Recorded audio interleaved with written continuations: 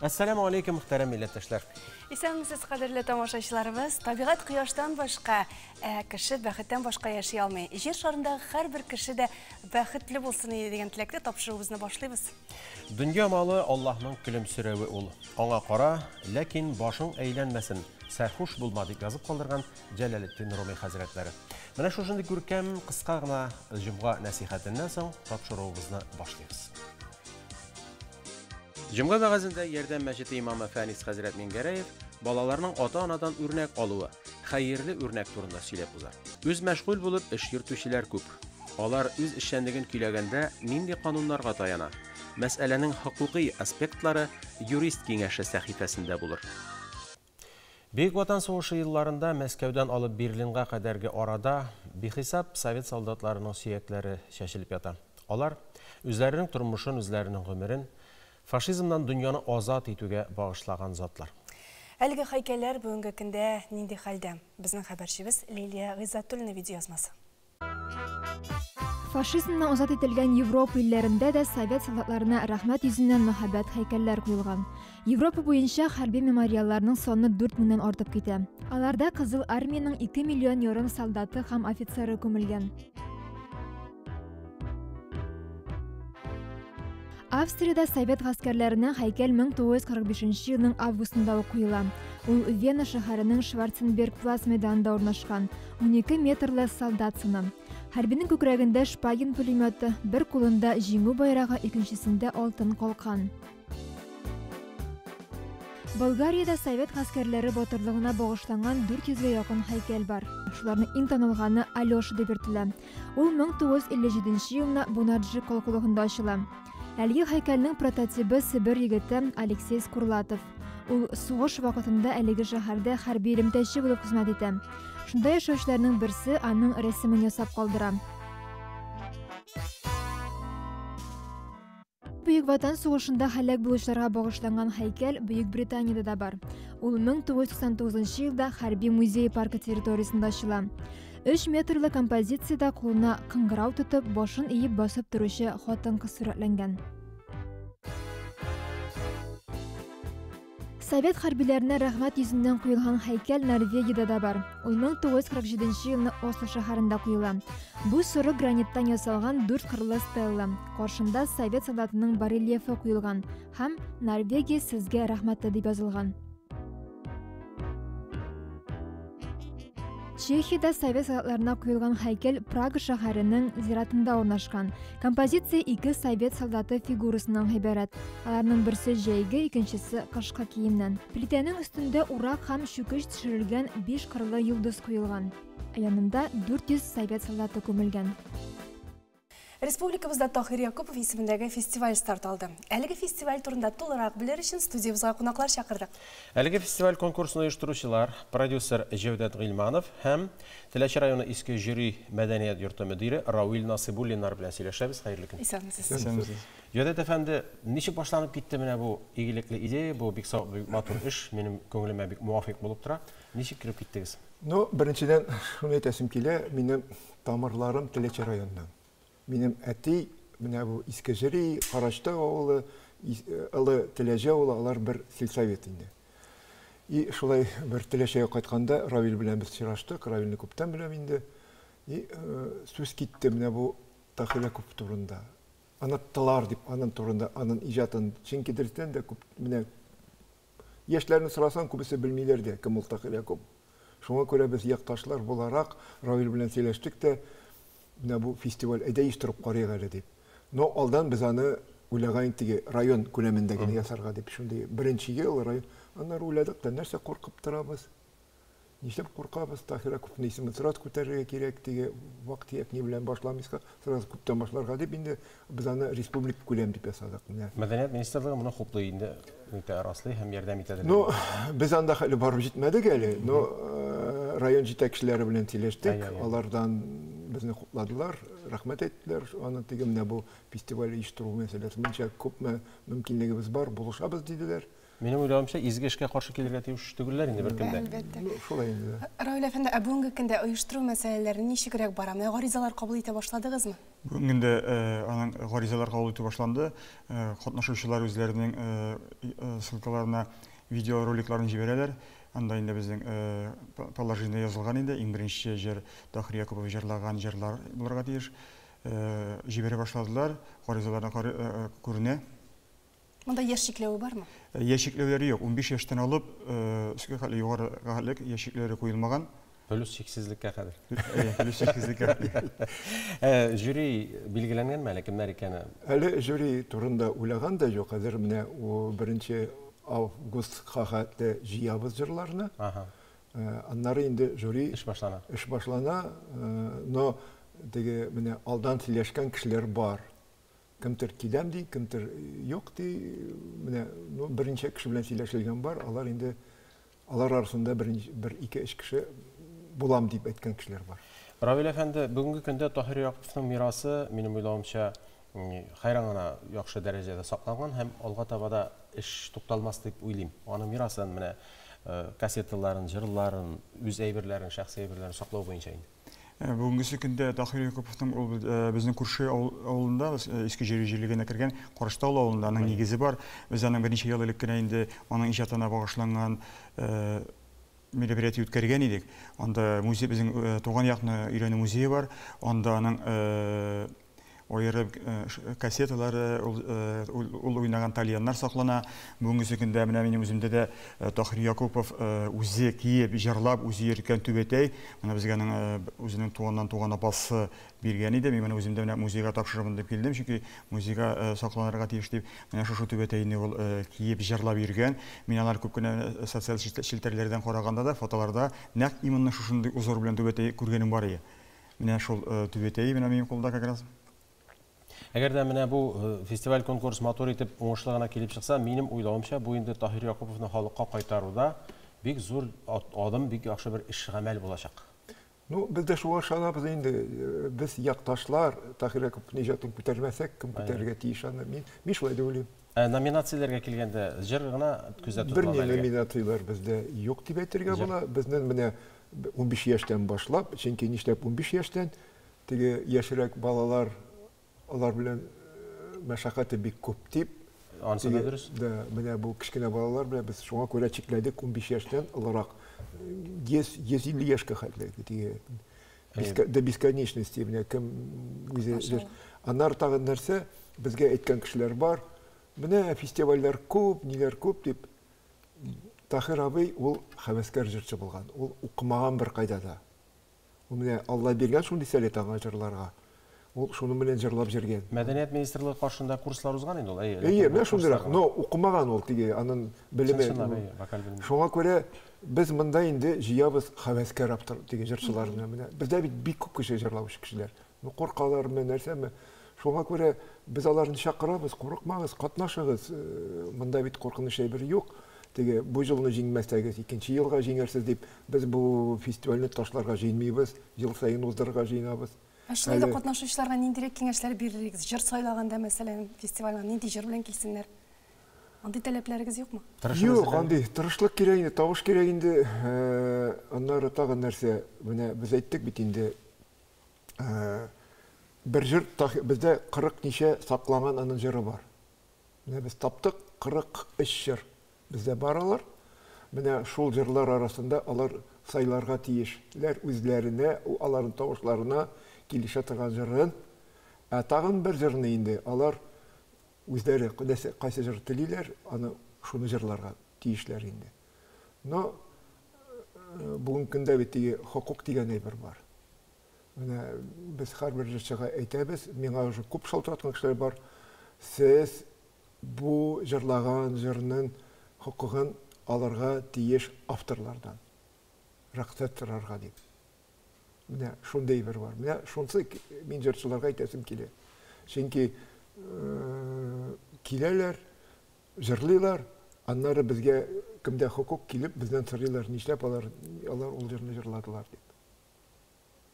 Безнең аңлавыбызча, ялгыз җырлау, сольное исполнение дигән номинация була. Вокаль ансамбльләр, квартетлар, квинтетлар һәм башкалар булмаячак. Юк, ансамбль килсә без каршы түгел. Аннары без хәзер без каршы түгел. Пожалуйста.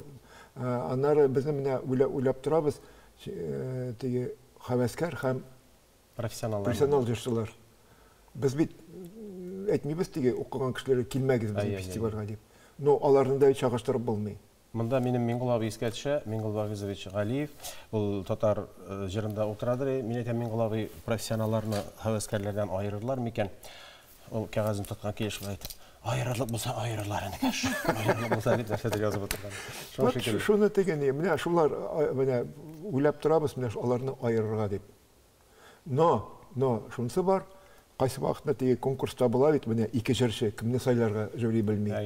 Менә без аларга тәкъдим итәбез, шундый хәлгә барып җитсә, хәвәскәр җырчыны сайларга дип. Чөнки хәвәскәр җырчы бер уровеньда укыган кеше белән булса, аңар булышырга кирәк дип мин саныйм. Яхшы, таләпләр аңлашылды, димәк, исән-сау башкарып чыгарга насыйп булсын. Бик игелекле, матур гамәл, уңышлар телибез сезгә. Рәхмәт.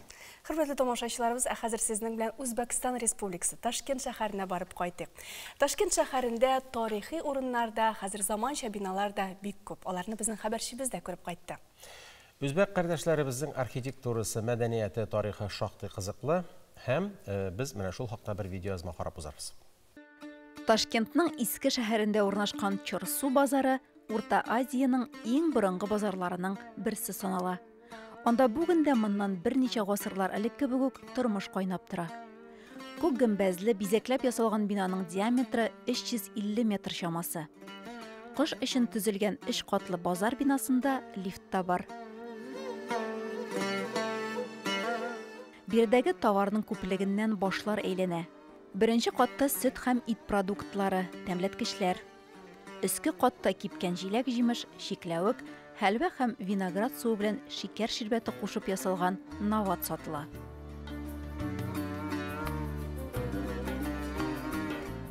Адым сайын үзбәк ипие нон. Аны да ничек кенә бизәмиләр.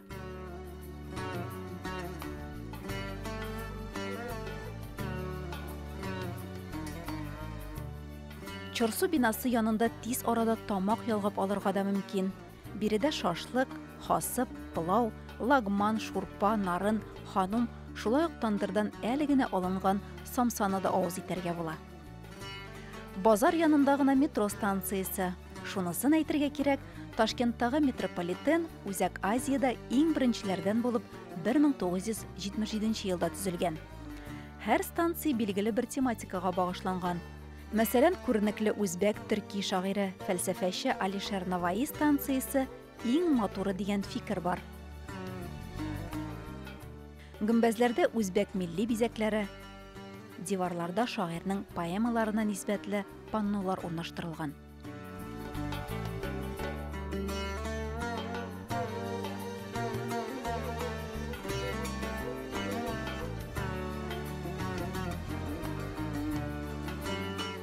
Ташкент манарасына менеп, шәһәрнең зурлыгын, гүзәллеген, кыш очышы биеклегеннән видеога да төшереп ала аласыз. Җыеп әйткәндә, бу иң күркәм, чын чылнап гүзәл шәһәрләрнең берсе.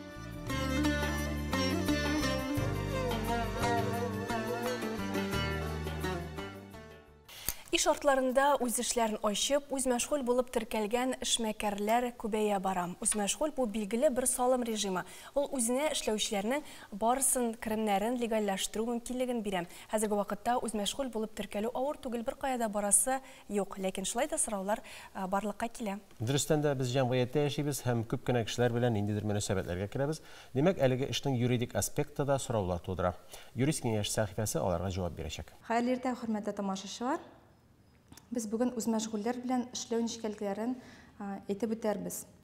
Күп кенә очракта безнең зур бизнеста аеруча инде менә бу эш бирүчеләр дип әйтгәндә, рус әйткәндә работодательләр үз мәшгульләр белән договор төзеп, үзләрен налог ягыннан менә бу өстәмә чыгымнардан дип әйтгәндә үзен сакламакчы. Ләкин шулай ук игътибар итәргә кирәк, аның үз ничеклекләре бар. Һәм инде үз мәшгуль белән договор сораудынан аларга игътибар итәргә кирәк. Иң беренчесе, договор төзү алдыннан үз мәшгульне тикшерергә кирәк. Аның чыннан да үз мәшгуль статусы бармы, юкмы әлеге көндә. Икенчесе, договор төзү алдыннан Сез менә бу үз мәшгульне тикшерергә тиешсез. Әлеге кеше белән сезнең эш мөнәсәбәтләре булганмы, юкмы алдагы 2 елда? Чөнки мәсәлән, әлеге кешене сез мәсәлән эштән азаткан булсагыз, мәсәлән 1 ел элек ул үз мәшгуль булып, сез аны кире эшкә аласыз икән, ягъни менә бу договор белән эшли башлыйсыз икән, ул очракта инде салым органнары ягыннан зур гына сораулар туырга мөмкин. Чөнки әлеге юл белән сез үзегезнең чыгымнарыгыздан киметергә тырышу дигән сүз бит инде, ул законга каршы бара. Шуңа күрә игътибарлы булыгыз. Һәм инде шулай ук 3нче пункт, сез алдан тикшерергә тиешсез.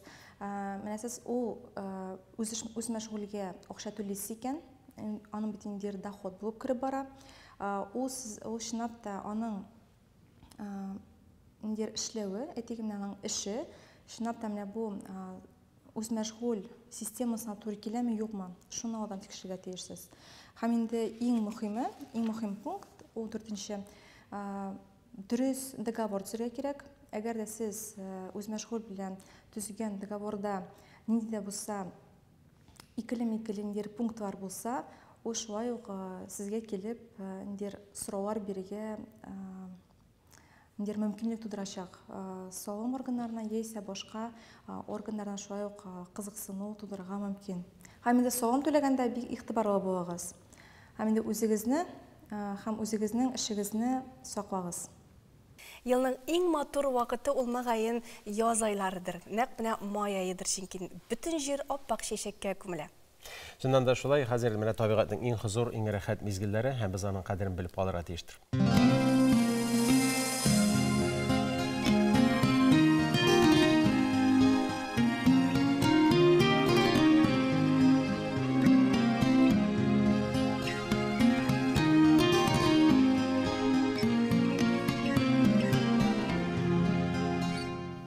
Ата-ана мәхәббәте баланы киң күңелле, ягымлы, ачык йөзле итә.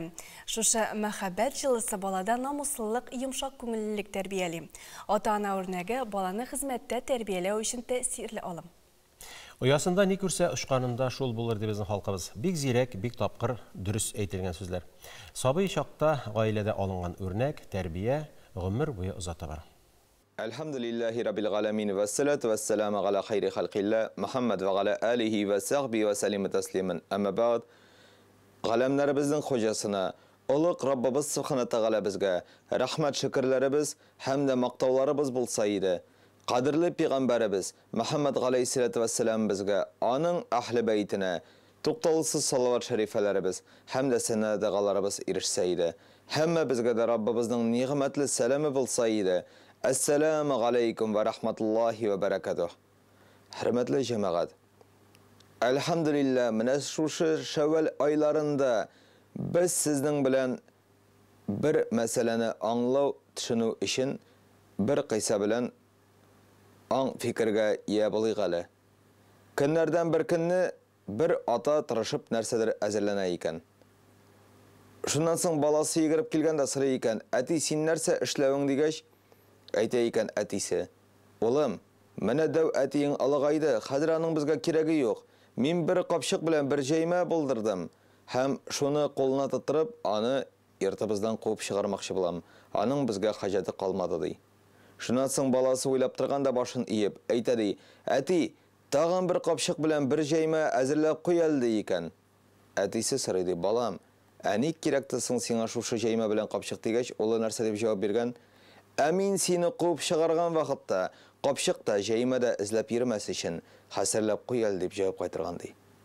Jamaat, biz anışa almaybızmı? Biz balalarımızda ne ko'rasimiz kele ata-ana bulup, biz eng ilk izgi amallarni, hayırlı örnekni o'zimiz ko'rsatirga tegish tugilbizmi? Bugungi kunda aytamiz, mana hozirgi yoshlar, ol bu jamaat bizning tarbiyamiz. Şuna ko'ra eng ilk o'zimni hamda sizning hammangizni da chaqiram. Diriz tarbiya ko'rsatik kelishi bo'yonimizga hamma bizda baxtli bo'laylik.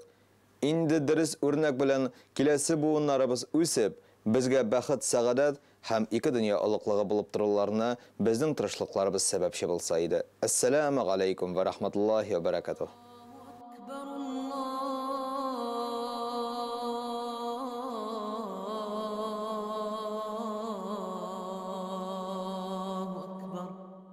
Muhterem тамашачыларыбыз, кунакхана сәхифәсенә рәхим итегез. Студиябызда мөхтәрәм кунак бар. Ул юбиляр Татарстанның атказанган сәнгать эшлеклесе һәм халык язучысы Абдулла Тукай премиясе лауреаты Рабит Батулла. Хәерле көн. Хәерле көн. Рабит абга, сезгә бу сорауны бирмичә булдыра алмыйм инде. Менә соңгы вакытта татар теле һәм татар телендә булган хаталар турында бик күп язасыз, бик күп сөйлисез. Менә моның зарурияте нидә? Менә кызыксыну каян барлыкка килде? Нәкъ менә хаталар эзләүдә. Минем бит һөнәрем тел белән бәйләнгән. Укытучыларның һөнәре дә тел белән бәйләнгән. Сөйләүчеләрнең дә, сезнең дә тел белән бәйләнгән. Нәфис сүз осталарының да, һәм театр әһелләренең, артистларның да ана телебезгә бәйле. Менә шушында инде кайбер хаталар бар. Әйтелештә хаталар, яки анда сүзне дөрес кулланмауда хаталар, яки анда корама тел белән сөйләшү бар. Корама тел ул телләрне бутап сөйләшү дигән сүз инде, корама. Менә шуңа рәнҗеп, кайбер вакытта имәнеп китәсең, менә якында гына сүзебез бар. Менә кисәдә генә 3 синоним бар. Әнә кайдан күршеләргә барып, 3 чакрымга барып, шул сүзне кулланабыз. Бик мәшәкать бит инде ул. Менә шул теге татар теле өчен, ана телебез өчен җан атудан килеп чыккан әйбер 1000 генә түгел. Рүзәл Юсуповның да күпме мәкаләләрен бераз Низамовның, Илдар Низамовның да күпме мәкаләләрен, алар да җан аталар иде. Җан аталар хәзердә.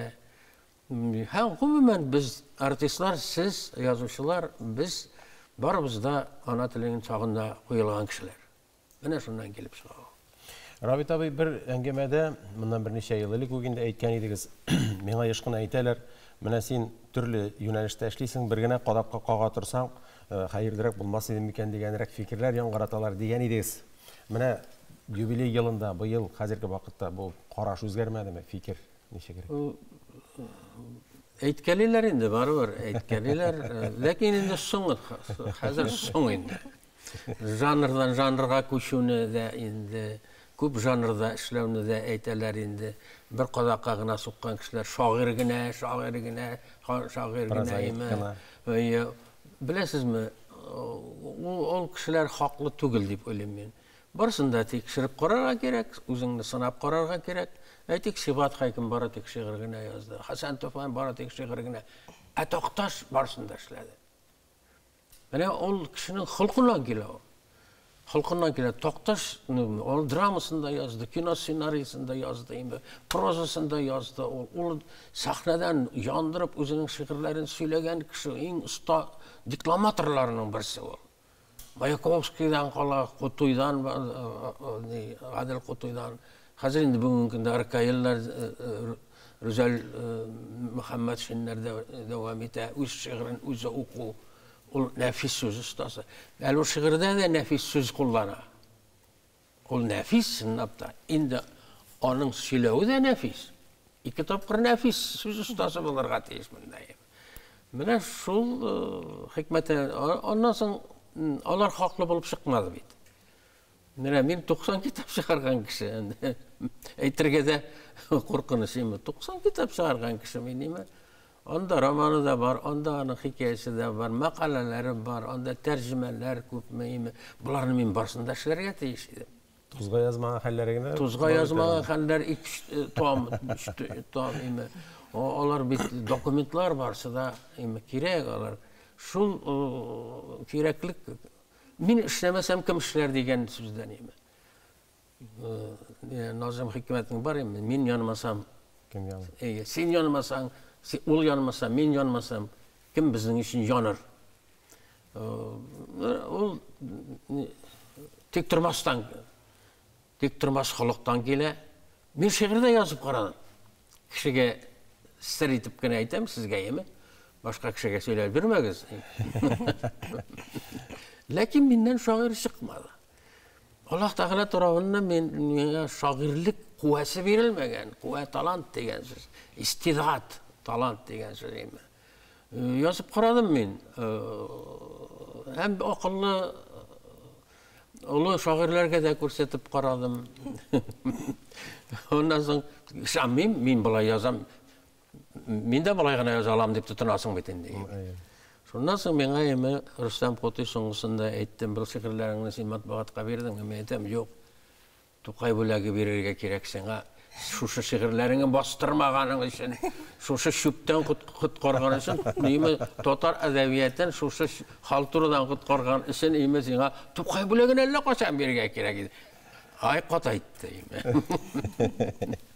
Ләкин шулай да барыбер сез дуслар булып калгансыз. Әлбәттә. Рабит әфәнде, сезнең быел юбилей елы. Менә әлеге юбилейны ничегрәк билгеләп үтәргә җыенасыз? Аны кем белгән инде, әле бүгенге көнгә кадәр мин аның нәрсә икәнен дә белмим. Мин инде бәйрәмнәрне байтак үткәргән кеше, 50 яшьтән алып, һәр ел сайын дип әйтергә мөмкин, 75-не дә үткәрдек шикелле. Алар үтәләр инде, алар үтми калмыйлар алар. Бусы да үтәр әле дип уйлыйм мин. Чөнки ул эшләнмәгән, эшләнеп бетмәгән дигән шикелле, ул һәр вакыт шул инде борчылуда тора бит инде. Үтеп киткәч, аннан соң тагын борчыласың, кайда алгыш китте икән димме. Ул хәзер инде менә без иртәгә очрашабыз теге оештыручылар белән. Режиссер белән, сценарист белән, шулар белән сөйләшәбез инде. Бәлки шунда рәтләнер. Бәлки әкренләп кенә 22-сенә хәтле әзерләнеп бетәр. Әзерләнеп бетмәсә, үземне карап китәрләр. Инде Рабит абый менә 85 яшендә адәм баласының язучы, әдипнең ярты гомер үткән бит инде. Тагын бер 85-тән димәк нәтиҗә чыгарга мөмкин була. Сүзегезне белдем. Менә барыбер нәрсәләр була икән күңелдә? 85 яшьтә ярты гомергә җиткән.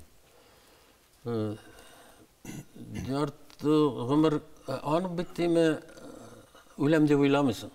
Әлбәттә. Әлбәттә инде һәркемне үлем әшесен татыр яки үлем ләззәтен татыр диләр инде. Алар икесе дә дөрес. Икесе дә дөрес.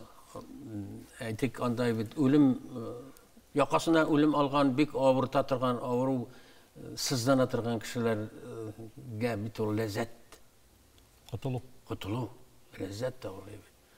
Аннан соң үлем Аллаһка якынаю дибез үзебез, диме? Әни өчендер үләсе килми, Аллаһка якынаясы килми. Менә ул парадокс дигән әйбер имәнгес име. Шуңа күрә име? Ул бер фәлсәфи әйбер үлем. Мин үлем турында сөйләшергә яратам. Кайберәүләр кит минем янда үлем турында. Соң сәкасына качып кутылып булмый бит үлемнән. Барыбер син вафат буласың, үлемсез кеше юк. Бер Аллаһ кына үлемсез име. Ул һаман әле эшлисең. Гомер абый 2 ел алдан үлде, 98-дә үлде. 98 яшьтә үлде Гомер Бәширов. Гомер абый сәгать 9-да телевизионна килеп утыра. 98 яшь. Чөнки ул инде ул рефлекска рухына кергән, ул язмый түзәлмәй.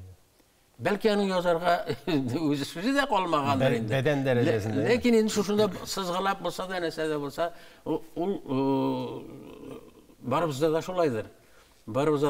Мин дә һәр вакыт иртән нәрсәдер сызгаларга тырышам. Һич югында язганнарны сызып утырам. Бузы ярамый дип. Ансы да эш. Ләкин Рабит абый, сез әле барыбер җәмгыятькә чыгып йөрисез, спектакльләр, концертлар, тамашалар да без сезне еш күрәбез. Алга таба да шушындый күңел көрлеген җоймыйча, хәерле, матур гомерләр яшәргә насыйп булсын. Амин. Дигән теләктә саубуллашабыз. Рәхмәт. Бик зур рәхмәт сезгә. Мөхтәрәм кунагыбыз белән саубуллашабыз һәм тапшыруыбызны дәвам иттерәбез. Гамәлләрнең кабуллыгы хакында сөйләшеп алыйк әле. Ассаламу алейкум ва рахматуллахи ва баракату. Хөрмәтле дин кардәшләрем, көннәребез мөбарәк булсын. Кеше адәм баласының гамәлләре кабул булсын өчен 2 шарт бар һәм бу шартлар турында безгә Пәйгамбәрбез саллаллаһу алейһи ва саллям әйтте. Беренче шарты ул да булса гамәл ихлас булырга тиеш, ягъни Аллаһ Тәгалә ризалыгы өчен булырга тиеш. Икенче шарт булып тора гамәлнең шәригать ягыннан дөрес булуы. Һәм инде менә бу беренче шартка килсәк, хөрмәтле җәмәгать, без гамәлләр кылабыз, әмма ләкин менә кай вакытны безнең ниятебез үзгәрергә мөмкин. Шуңа күрә ниятне һәр вакытны дөресләп торырга кирәк. Һәм Пәйгамбәрбез саллаллаһу алейһи ва сәллям дә әйткән үзенең хәдисендә, һәм бу хәдис нукта бик мөһим, чөнки күпчелек галимнәр бу хәдисне үзләренең китапларында беренче урынга куйганнар. Пәйгамбәрбез алейһиссалату вассалам әйткән: "Инна аъмалу бинният". Һәрбер гамәл нияткә карап бәяләнә. Шуңа күрә әгәр дә безнең гамәлләребез изге булса, күңелләребез чиста булса, ниятләребез шулай ук изге булса, Аллаһ Тәгалә без Аллаһ Тәгаләнең рәхмәтенә ирешә алабыз. Һәм инде бу дөньяда да, һәм ахирәттә дә ике дөнья бәхетенә ирешеп, уңышка ирешә алачакбыз, иншаалла, Аллаһның рәхмәте белән. Дини нәзарәтенең мөселман яшьләре арасында зур популярлык казанган проектларның берсе яшь килен курслары үз эшен башлап җибәрде. Бу юлы проектта Казан, Мәскәү, Уфа, Чиләбе, Самара, шулай ук Дубай, Татарстан шәһәр районнарыннан, Башкортстан Республикасыннан, Мәскәү, Орынбур өлкәсеннән, Казакъстаннан 70-кә якын мөслимә катнаша. Дин кардәшләребезнең, милләттәшләребезнең дини тормышында ниндирәк яңалыклар бар? Булар хакында гадәттәгечә Дугалы җиһан сәхифәсендә сөйләрбез. Сүз хезмәттәшебез Ләйсән Гайнуллинага. Хәерле көн, мөхтәрәм дин кардәшләребез, республикабызда һәм чит төбәкләрдә яшәүче милләттәшләребез. Ул региональ татар хатын-кызлары Ак Калфак иҗтимагый оешмасы игълан иткән татарның мамык мендәрләре бәйгесендә 2нче урын алды. Розалия Таҗетдинова Сарыташ районының Ак Калфак оешмасы җитәкчесе, татар авылларында гореф-гадәтләрне саклау өчен күп эшләр башкаручы 3 бала әнисе. Үзе чигә, үзе җырлый, өлкә һәм Татарстан Республикасы бәйгеләрендә җиңүче. Уңган булган Оренбур хатын-кызларының берсе хакында Фирүзә Әбсәләмова сөйләр. 7 мендәр тышы тегергә кирәк иде. 50-га 50, 60-ка 60, икәү 70-ка 70, ишәү 50-га 50. Менә шунда катнашырга булдым инде. Катнашты һәм җиңү яулады. Бөтен дөнья татар конгрессы каршындагы региональ татар хатын-кызлары Ак Калфак иҗтимагый оешмасы игълан иткән татарның мамык мендәрләре бәйгесендә 2нче урын. Ә бит барысы да 1 ел элек кенә уйлапкычлар чигүдән башлана. Үзебезнең районыбызда шундай чигү конкурсы әзерләргә булдык. Безнең Ак Калфак кызлары белән инде анда без шундай алъяпкычлар тегергә булган идек. Бөтен менә шундай алъяпкычларны безнең Ләйсән кызлары инде ансамблебезнең барысы да үзенә шундай чигеп алдылар.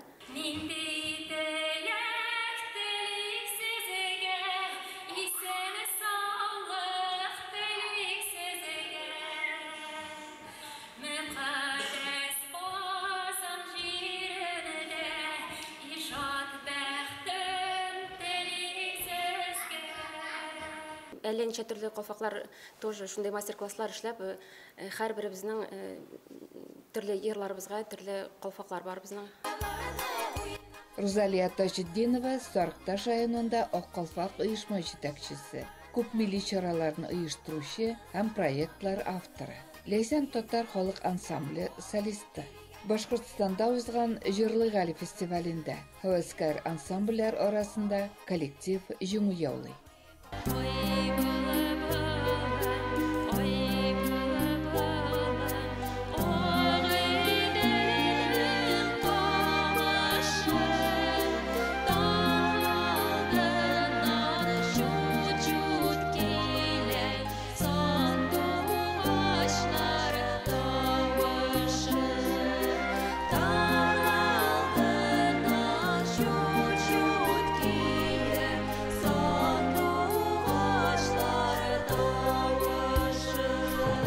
Розалия Миңли Әхмәт кызының төп эшенә килгәндә, ул Сарыкташның социаль реабилитация үзәгендә балигъ булмаган балаларны тәрбияләү белән шөгыльләнә. Ире Әмир Гарифулла улы белән 3 бала үстерәләр. Яшь ханым барысына да өлгерә. Аның күңелемнән чыккан моңнарым концерты да моңа бер мисал.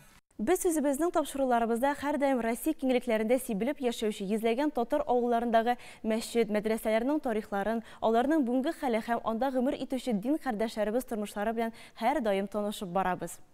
Безнең Ульяновск өлкәсендәге үз хәбәрчебез Рамис Сафин төбәкнең татарлар күпләп яши торган Иске Кулатка районы Муса авылына сәяхәткә чакыра. Казаннан 600 чакрым ераклыкта урнашкан Иске Кулатка районында 14 татар авылы. Муса авылы шуларның иң борынгыларының берсе. Безнең авылыбызга Иван Грозный вакытыннан башлап килгән булганнар 7 ир кеше. Шул 7 ир арасында берсенең исеме Муса булган. Шул Муса абыймы, бабаймы, аның исеме белән, может, ул организаторлары булгандыр. Вот Муса авылы дип, Мусаның авылы дип безгә Масиевка дип дальше әтеп киткәннәр инде. Ни кызганыч, авылда кеше саны еллап түгел, айлап кими бара. Күптән түгел генә авылда мәктәп тә ябылган. Авылда яшьләр калмады. Ират нидән аша узы? Бер үй аша ызбалар ябылган тора. Школ бетте. Ну тагын ябарга торалар почталарны, ниләрне. Безнең Масиевка авылында 346 кеше яши. Безнең тора торган өйләр 206. Пенсионерларыбыз 155. 55 инвалидларыбыз. Авыл мәчете имам хатибы Кәбир ага Азизов сүзләренә караганда, Муса авылы әлегелектән укымышлы булган, мәчетләре янында мәдрәсәләре дә эшләп торган. Картлар сөйләү буенча мәчетле 3 мәчет безнең авылда булган. Безнең Әббәс хәзрәтебез булган ул вакытны 3 мәчет төзеткән, өчесендә дә мәдрәсә булган. Безнең авылда бик зур булган 1200 йорт булган вакытында. 5 мәчеттә шыгырым тулы шул вакытны шәкертләр укыткан. Пинза якларыннан килеп безнең авылга шул безнең Әббәс хәзрәттә укыганнар. Анда муллалар, шул моннан укып киткән муллалар күп авылларда мулла булып хезмәт иткәннәр. Кәбир аби мәчеттә намазлар укыту, мәҗлесләрдә катнашу белән генә шикләнми, өйлә намазы алдыннан халыкка дин, милләт, гаиләдә бала тәрбияләү кебек авылдашларын кызыксындырган темаларга вәгазьләр дә сөйли. Баланы җәмәгать ул тудырып нигенә кутылдым түгел, баланы тәрбияләргә кирәк иң беренче. Ана кеше тәрбияләүчегә бала тапкаштан. Шуның өчен ата кешегә дә ул баланы икәүләп, әниле, әтиле тәрбияләп үстерергә кирәк. Иң беренче дини тәрбия бирергә кирәк. Аллаһ сүзен, бисмиллах сүзен өйрәтергә кирәк җәмәгать. Шуның өчен җәмәгать ал баланы да үстергәндә дә халал мал табып, халал ризыклар белән генә тукландырырга тырышырга кирәк. Әйткәнемчә, авылда яшьләр бик аз, эш булмаганлыктан булганнары да читкә китеп торалар. Гомер буе колхозда эшләп, лаеклы ялга чыккан Рәсима апа Җәләлдинова гаиләсендә дә 6 бала, 3 кыз һәм 3 малай үсә. Ни кызганыч, бүген барысы да читтә яши. Әлхәмдүлилләһи, 6 балам да бик тәртипле, касы юрист, касы сугыш, Афганистанның сугыш иченнән кайтты, бүген дә отлично премиялар алып эшли сыйдыран төбендә. Кайчандыр гөрләп торган авыл урамнарында бүген тынлык. Элеккеге колхоз идарәсе, мәктәп янында да хәзер кеше күренми. Сирәк кенә кибеткә яисә мәчеткә намазга баручы картларны санамаганда. Моңсу да күңелгә дә авыр. Бүгенге җиткерәсе мәгълүматлар менә шулар иде. Исән-имин булыгыз. Хәзер сезне Апас районы бик кызык атамалы авылга барып кайтырга тәкъдим итәбез. Сөз аю көйдергән авылы турында. Бу күренекләр рәссамнар Фарис һәм Фәһим абый Фәсхетдиновларның ватаны. Һәм аның тарихы шактый гына кызык. Авыл читендә яшәүче әби белән бабайның имештер кайчандыр шушында килеп урнашкан кешеләрнең умарталарын аю туздыра икән, әйме? Ул бер туздырган, ике туздырган, шуннан зирәк карчык, зирәк әби бер хәйлә уйлап таба. Ул көлтә эченә, теге саламнар эченә яшереп куя да, умарта кортларын һәм аю шушында килгәннән соң гына утыртып җибәрә. Аюны менә шуңа тиреп көйдерәләр. Һәм ул бүтән монда килми имештер. Менә шушындый матур гына, гыйбрәтле генә бер риваят. Бүгенге көндә әлеге авылда ниндирәк кешеләр яши икән? Аю көйдергән авылы Апас районында урнашкан. Безне иң элек авылның исеме кызыксындырды. Ни өчен аю көйдергән икән, безгә Галимҗан ага сөйләде. 1200 елларда Болгар дәүләте таралгач, ни сәбәпледер халык бу якларга күчеп килә башлыйлар. Вакыт беренче башта инде Багыш, Еремшән, шушы тирә авыллар тәүләр. Шу Багыш ягыннан бабайлар безнең якка да алыша башлыйлар. Ай көтергән җилгасы диләр инде, Багышка табага безнең бу авылдан 1 километрлар монда таба ул. Вот шул буйга күчеп киләләр. Шул буйда яши башлыйлар. Монда инде кара урман була. Алар инде үзләренә җирне шул урманнар кисеп, җирләр ачып эшкәртә башлыйлар. Элек авыл юл өстендә урнашкан булган. Шуңа моннан узучылар халыкны талый торган була. һәм авыл халкы икенче төшкә, хәзерге аю кидергән урынына күченә. Йортлар төзедә халык умартачылык белән шөгыльләнә. Тик монда да аларга тыңгылык булмый. Авыл халкын аю итә, абүҗәт итә, марталарын батып. Аны Мамат бабайның талкарчыгы дип әйтелә, шул хәйлә кыра. Авыл халыкка сөйли инде бул давай шулай. Салам иек. Нине балны салам ишенә куябыз. Балны салам эченә куялар да аю килгәнен көтәләр. Аю килеп чокырга төшүгә ут төртәләр. Менә шуннан бу җирлекне аю кидергән дип йөртә башлыйлар. 21 елгы ачлыкка кадәр биредә 520 хуҗалык булган. Әлеге елны авылга күп казалар килә. Һәм халыкның күбесе төрле җирләргә күченеп китә.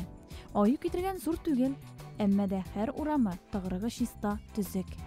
Аю китергән авылда бүгенге көндә 46 йортта 152 кеше исәпләнә.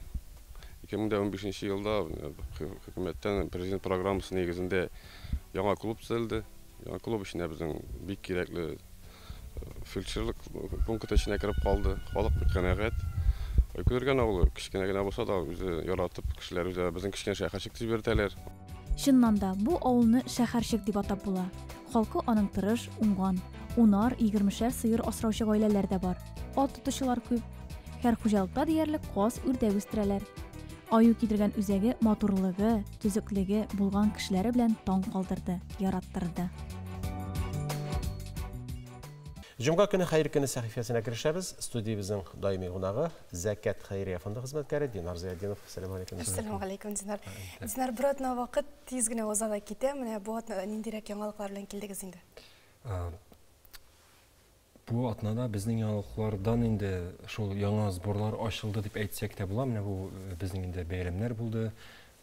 Ял иттеләр, әлбәттә. Ләкин аннан да тыш безнең инде мохтаҗларыбыз саны теге ничек әйтик, кимеми. Аңа карата өстәләр менә хәзер яңа сбор ачылды безнең менә шушы Курган өлкәсендәге татар авылында, бөтен авыл белән янганнар мәчет кенә басып калган. Шушы авылга инде ярдәм җыябыз, акчалата. Шул инде әмнә инде теге әйберләтә киемнәр белән ансын инде шушы конгресс үзенә алып бар була инде киемнәрне. Шул балалардан яңа бала турында шул сөйләсәк була инде. Кем бул бүген аны әйтеп узыйк. Менә безнең әлегенә ачылды сбор Емикова Эльза исемле бер балага.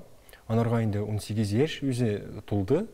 Ләкин аңа да карамастан безнең бит әйткәнем бар инде кашан балага 18 тула, аның инде түләүсез бесплат инде реабилитациялар, тернәкләндерү курслары бетә дигән сүз. Демәк инде олыгайгач кеше күбрәк ярдәмгә мохтаҗлана. Бу балага да инде менә аның әти-әнисе тырыша бик, ул инде туганда ук ДЦП диагноз аның. Шулай ук ул утырып торса да, ләкин инде теге акыл ягы зәгыйф түгел, сөйләшә, нитә, инде бераз гына артта калу бар, кайбер фәннәр инде авыр бирелә аңа, ул инде башкалардан артта каласы килми, алар кебек сәламәт һәм инде дүрт шушы дивар ортасында гына утырып торасы килми иде. Шуңа күрә инде анарга біз махсус теге йөргәндә таянып йөри торган әйбер бар икән, ходунки дип аталар русча. Шушы әйбергә махсус бар икән, ул бик кыйбат тора икән, шушы әйбергә инде акчалата ярдәм җыябыз. Менә шушы балага ярдәм итәр өчен инде әйтеп китәбез, тагын ул безнең сайтыбызга кирип, www.zakat.rtng.com сайтына керә дә кеше. Анда инде сборлар ачылган. Шушы пожарга да ачылган да сбор, шушы балага да табып була, ярдәм иткән кеше шушы сайт аша ярдәм итә ала. Бу таянгыч ничә сум тора инде?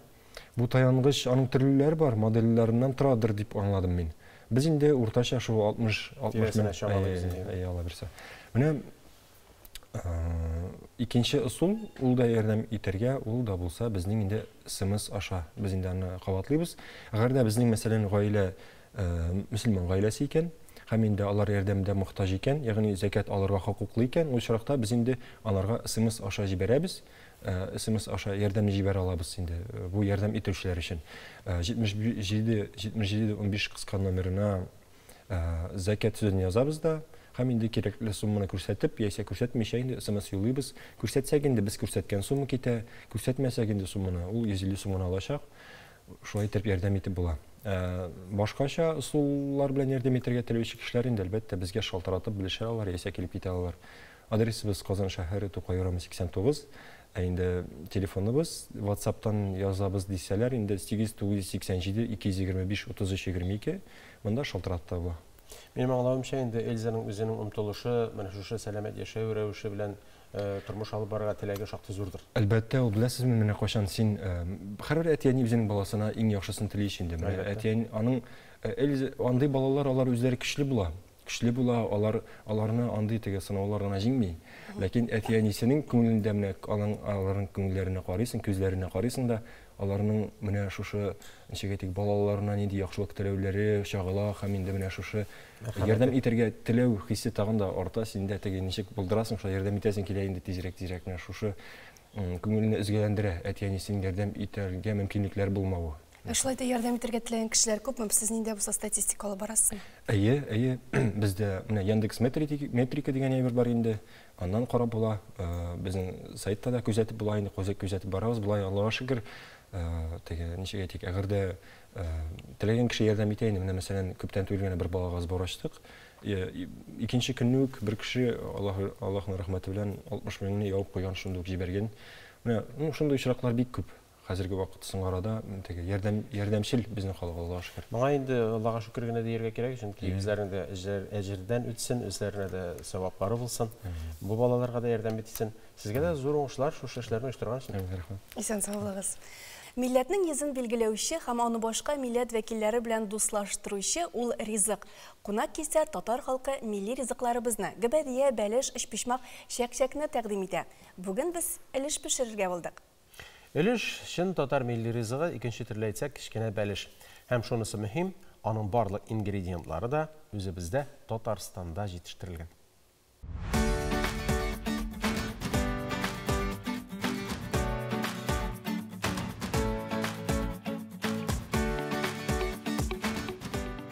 Казанда сыйфатлы азык-төлек табарга телисез икән, Агропром паркка килегез. Ул Аграрный урамы 2нче йорт адресы буенча урнашкан.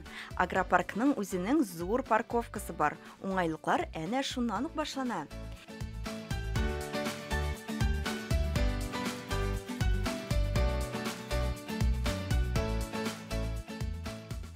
Инде 10 ел авыл хуҗалыгы оешмалары белән берлектә биредә кешеләрне экологик саф, яңа җитештерелгән ит, балык, яшелчәләр белән тәэмин итәләр. Монда нинди генә тәм-том юк. Җиләк, җимеш, сөт продукциясе, тәмләткечләр, мичтән яңа төшкән ипи икмәк. Барсы да югары сыйфатлы. Ләкин агропарк ул сатып алу урыны гына түгел, ул зур комплекста әле. Монда кунакханә һәм кафе да эшли. Кунакханә 38 бүлмәдән гыйбарәт. Мусафирлар чиста һәм якты бүлмәләрдә ял итәләр. Кафега килгәндә ризыкларның хәләл сертификаты бар. Һәр көн аш-су осталары тәмле ризыклар пешерә. Әзер камыр, ярым фабрикатлар сатып алу мөмкинлеге дә бар. Агропром парк ул фермерлардан һәм зур җитештерүчеләрдән дөрес һәм чиста азык төлү алу мөмкинлеге. Монда сатып алу өчен барлык уңайлы шартлар тудырылган. Чисталык, мөлаем һәм ярдәмчел сатучылар, зур һәм иркен якты зал, милли музыка. Иң әһәмиятлесе ризыкларның куркынычсызлыгы. Азык-төлекнең сыйфат контроле дәүләт лабораториясенең ветеринар-санитар экспертизасы аларны даими тикшереп тора. Агропром парк белән хезмәттәшлек теләгән хусусый авыл хуҗалыкларына әйбәт шартлар тудырылган һәм гадиләштерелгән сертификация узу каралган. Без дә бүген Агропром парк ризыкларынан өлеш әзерләп карарга булдык әле.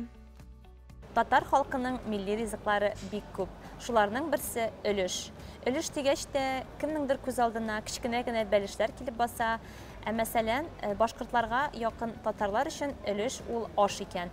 Без бүген кичкенә генә бәлешләр әзерләп карыйбыз. Аның өчен безгә бәрәңге, суган, тавык ите, борыч, тоз һәм чүпрәсез хамыр кирәк булачак. Кемнеңдер вакыты булмый икән, минем шикелле Агропром парктан әзер камыр сатып алырга була. Әйдәгез әле өлешләрне әзерләп карыйк әле. Без бәрәңгедән башлыйбыз. Әзер куябыз. Һәм бәрәңгене шакмаклап турыйбыз. һәм суганга күчәбез.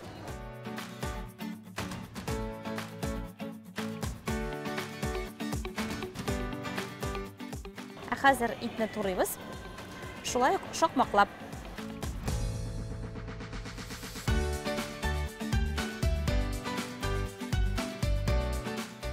Туз һәм борыч салып былгатабыз хәзер.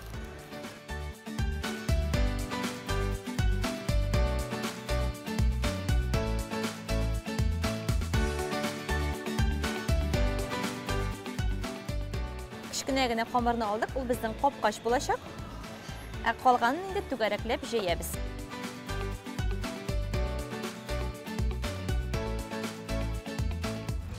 Камырны җәйдек, эшлегебез әзер. Хәзер шул рәвешле өлешләрне ясыйбыз.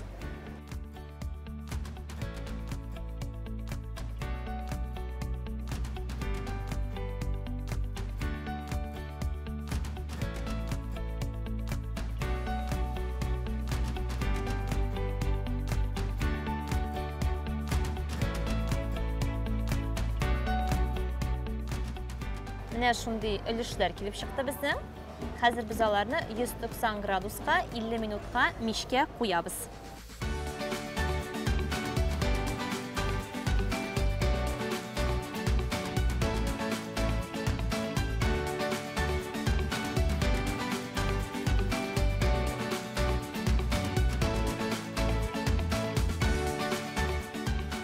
Безнең өлешләребез әзер, исләре бик тәмле. Әзер камыр ризыкларын шулай ук Агропром паркынан сатып та ала аласыз.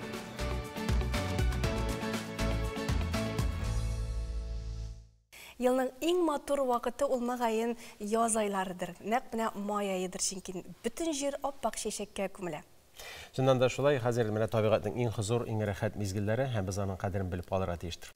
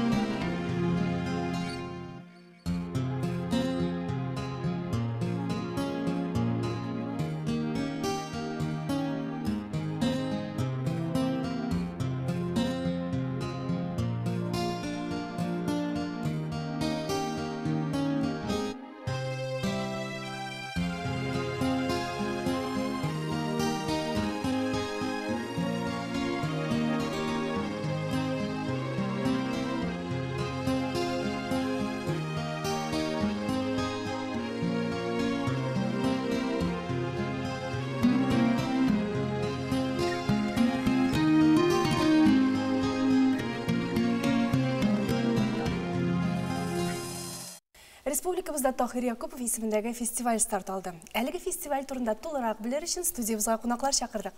Әлеге фестиваль конкурсын оештыручылар продюсер Җәүдәт Гыйльманов һәм Теләче районы иске жюри мәдәният йорты мөдире Равил Насыйбуллиннар белән сөйләшәбез. Хәерле көн. Исәнмесез.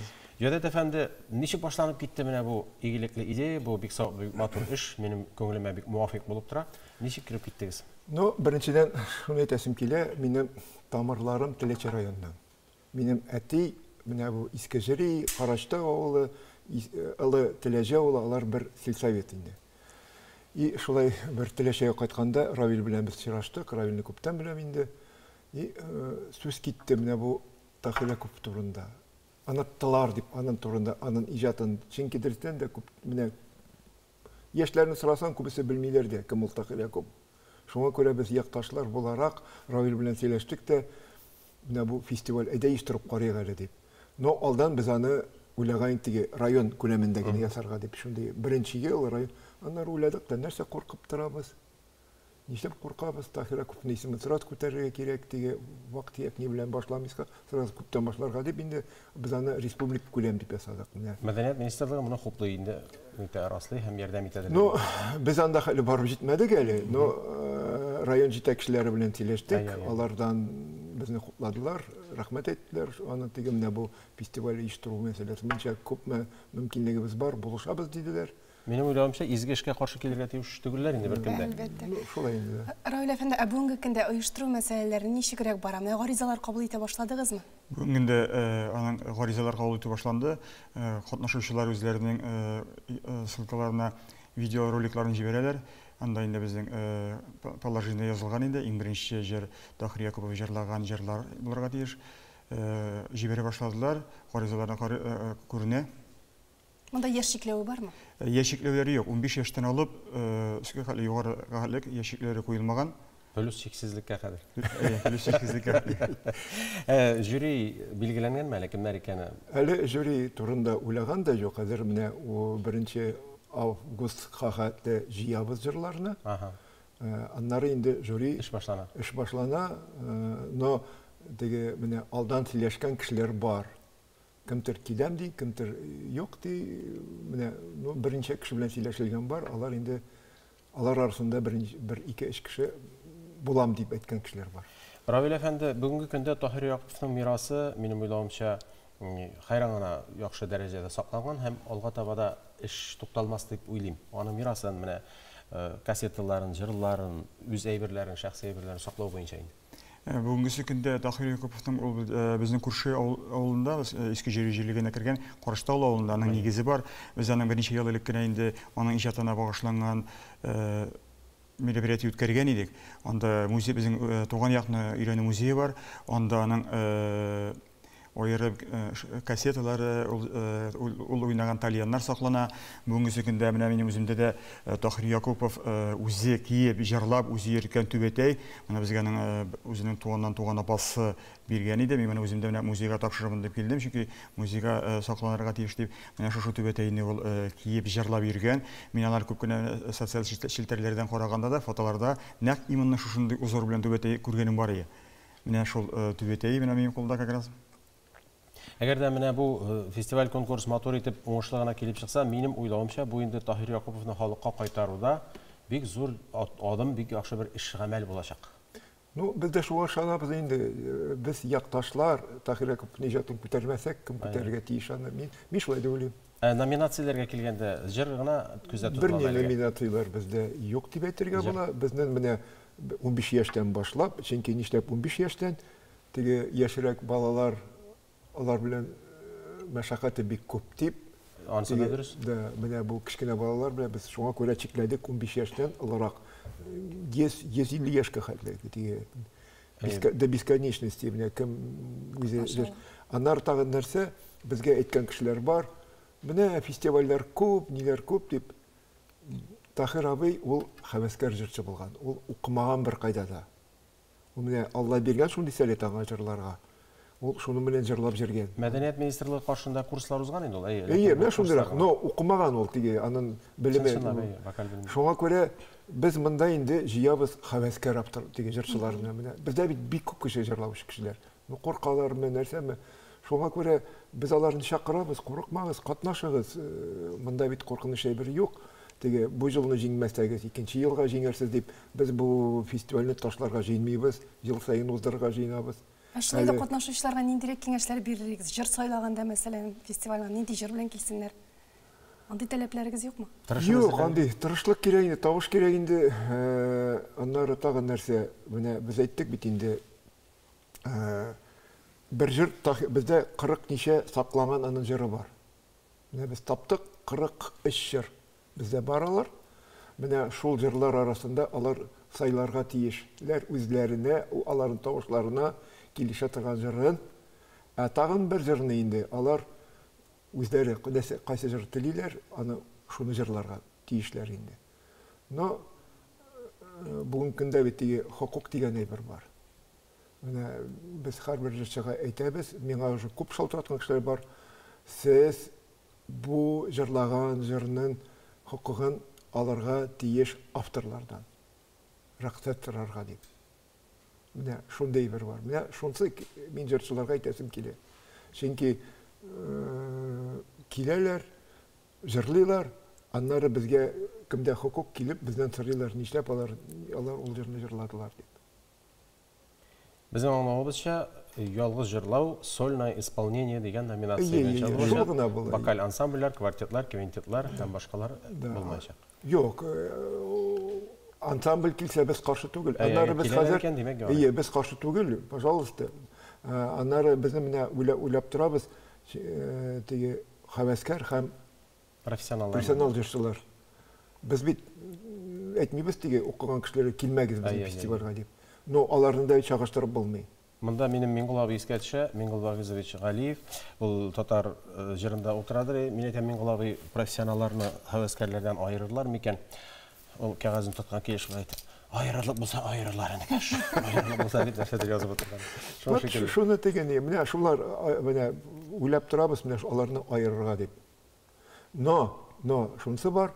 Кайсы вакытта теге конкурста була бит, менә ике җырчы кемне сайларга жюри белми. Менә без аларга тәкъдим итәбез, шундый хәлгә барып җитсә, хәвәскәр җырчыны сайларга дип. Чөнки хәвәскәр җырчы бер уровеньда укыган кеше белән булса, аңар булышырга кирәк дип мин саныйм. Яхшы, таләпләр аңлашылды, димәк, исән-сау башкарып чыгарга насыйп булсын. Бик игелекле, матур гамәл, уңышлар телибез сезгә. Рәхмәт. Башкаларга рәхмәт әйтмәгән кеше Аллаһка да рәхмәт әйтмәс. Азга канәгать булмаган кеше күпкә дә канәгать булмас дигән Пәйгамбәрбез Мөхәммәд саллаллаһу алейхи ва саллям үзенең бер хадисендә. Бу дөньяда һәрбер безгә бирелгән мизгелгә, бүләккә рәхмәтле булып шөкр итеп яшәсәк иде. Бик күркәм, бик дөрес фикерләр, исәнлектә күрешүләр насыйп булсын дип өстәсе генә калу. Сау булыгыз.